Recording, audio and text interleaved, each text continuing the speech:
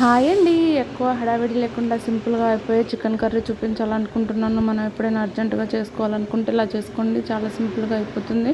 చికెన్ని బాగా కడిగేసుకొని ఉప్పు, కారం, పసుపు వేసి, పెరుగు వేసి, అందులో అయితే అల్లం, వెల్లుల్లి, పచ్చిమిర్చి పేస్ట్ వేసి, చికెన్ మసాలా కూడా వేసి దీన్ని బాగా మ్యారినేట్ చేసుకోవాలి. మ్యారినేట్ చేసి ఒక హాఫ్ అన్ అవర్ పక్కన పెట్టేసుకోవాలి. ఇప్పుడైతే మనం ఆయిల్ వేసి అందులో వెల్లుల్లి, క్రష్ చేసిన వెల్లుల్లి, పచ్చిమిర్చి, ఆనియన్స్ వేసి మంచిగా ఫ్రై చేసుకోవాలి. అది ఫ్రై అయిన తర్వాత అల్లం వెల్లుల్లి పచ్చిమిర్చి పేస్ట్ కొంచెం ఇందులో వేసుకోవాలి. దాన్ని బాగా ఫ్రై చేసుకోవాలి. ఇప్పుడైతే టమాటాలు, ఇంకా కొత్తిమీర, 2 ఇలాచీలు పేస్ట్ చేసి పెట్టుకోవాలి. ఇప్పుడు ఇందులో అయితే పసుపు వేసి మంచిగా కలిపేసుకొని మనం పేస్ట్ చేసుకున్న పేస్ట్ అంతా ఇందులో కలిపేయాలి. ఇది మంచిగా ఫ్రై అయ్యే వరకు మనం ఫ్రై చేసుకోవాలి. ఇందులో అయితే ఇప్పుడు కొంచెం గరం మసాలా, ధనియా పౌడర్, చికెన్ మసాలా వేసి ఆయిల్ పైకి వచ్చే వరకు మనం మంచిగా ఫ్రై చేసుకోవాలి.